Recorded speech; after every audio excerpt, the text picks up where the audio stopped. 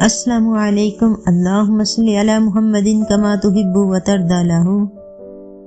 आप अपनी ज़िंदगी में तब्दीलियाँ लाना चाहते हैं, आप अपनी ज़िंदगी में सुकून लाना चाहते हैं, आप अपनी ज़िंदगी में वह सब कुछ हासिल करना चाहते हो जो आपने ख्वाब देखे हैं।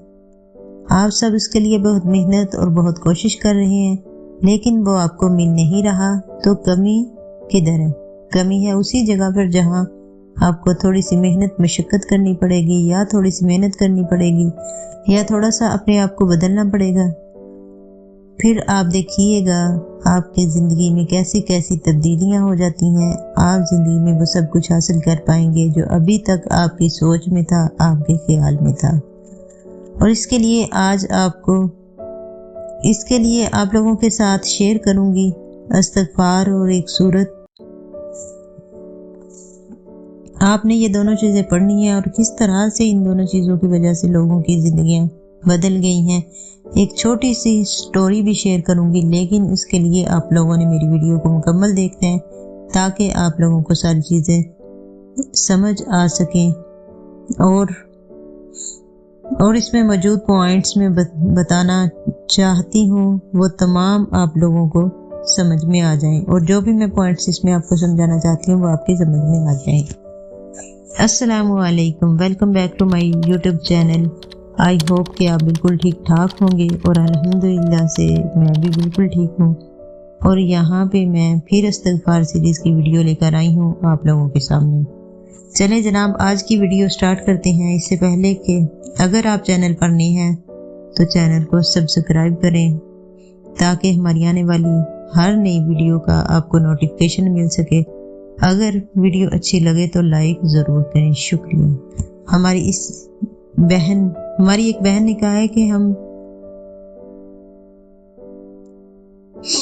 5 बहनें हैं और हम पंजाब के एक दही इलाके में रहती हैं। वो कहती हैं कि हम 5 बहनें हैं, हमारा भाई कोई भी नहीं है।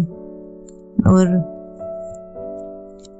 जैसे आपको पता है कि हमारे यहाँ एक माशरती रवाज है या माशरती रवैया है, मतलब अजीब बात है, जिस घर में भाई नहीं होता इन लड़कियों को बड़ा मजलूम समझा जाता है और कहा जाता है कि ये बेचारी तो कुछ भी नहीं कर पाएंगी और बाप पर बोझ है, खुदा न खास्ता।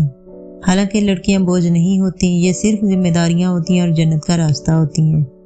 अपने वालिदैन के लिए ये जन्नत का रास्ता होती हैं।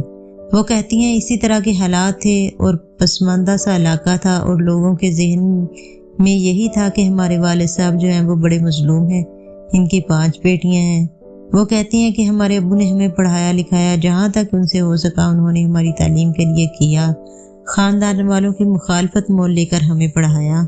वो कहती हैं कि हम 3 बहनें बड़ी थीं और 2 बहनें जो हमारी हैं वो छोटी हैं। वो कहती हैं कि अब हमारी शादी करने के लिए मेरे वालिद साहब परेशान थे और रिश्ते भी ढूंढ रहे थे कि अचानक मेरे वालिद साहब बीमार हो गए और वो आहिस्ता आहिस्ता पैरालाइज हो गए। तो जो कुछ थोड़ा बहुत ज़मीनों से आता था उसी से घर का खर्च चल रहा था और इसी से अब्बू की मेडिसिन चल रही थी। वो कहती हैं कि हम बहुत परेशान थे। अब घर की जिम्मेदारी हम बहनों पर थी। इसी दौरान कहती हैं कि उन्होंने इस्तिग़फ़ार और सूरत के बारे में सुना कि इस्तिग़फ़ार और सूरह बकरा को घर में ज़रूर पढ़ना चाहिए। वो कहती हैं कि हम सब बहनों और वालदा साहबा ने मिलकर पढ़ना शुरू कर दिया। वो कहती हैं कि सूरह बकरा को हम में से एक फ़र्द 3 दिन में मुकम्मल पढ़ता और इस्तिग़फ़ार हम सब सारा दिन मिलकर करते रहते, बगैर गिनती के हम करते थे इस्तिग़फ़ार। उनका कहना है कि उनकी बड़ी बहन की उम्र 28 साल हो गई थी। हम उनके रिश्ते के लिए बहुत परेशान थे। वो कहती हैं कि हम सब अस्तग़फ़िरुल्लाह व अतूबु इलैहि पढ़ते थे। हम मुसलसल पढ़ते रहे। वो कहती हैं कि जब इंसान के हालात बदलने होते हैं तो अल्लाह ताला असबाब भी पैदा फरमा देते हैं। वो कहती हैं कि हमारे जहन में ख्याल आए कि हम कोई ऑनलाइन काम करते हैं। उन दोनों में कोई ऑनलाइन काम शुरू हो गया था। हमने वो काम 10,000 रुपये से शुरू किया और हमने ऑनलाइन कपड़े सेल करने शुरू किए। वो कहती हैं कि इन दिनों में ईद करीब थी तो हमारी अच्छी सेल शुरू हो गई और इस तरह से हमारे हालात जो हैं वो बेहतर होना शुरू हो गए। और इसके साथ ही हमारी बड़ी बहन के लिए एक बहुत अच्छी जगह से और अच्छी फैमिली से रिश्ता आया। वो कहती हैं कि हमने अपनी बहन की शादी भी कर दी اور ہم نے مسلسل استغفار اور سورہ کو پڑھنا جاری رکھا، اور میری دونوں بہنوں کی شادی ہو چکی ہے اور میں تیسرے نمبر والی بہن ہوں۔ وہ کہتی ہیں کہ پھر ہم نے اپنے والد صاحب کا علاج بھی کروایا اور انہیں سورہ رحمان کی تھیراپی بھی کروائی۔ اب ہمارے والد صاحب پہلے سے بہت ٹھیک ہیں۔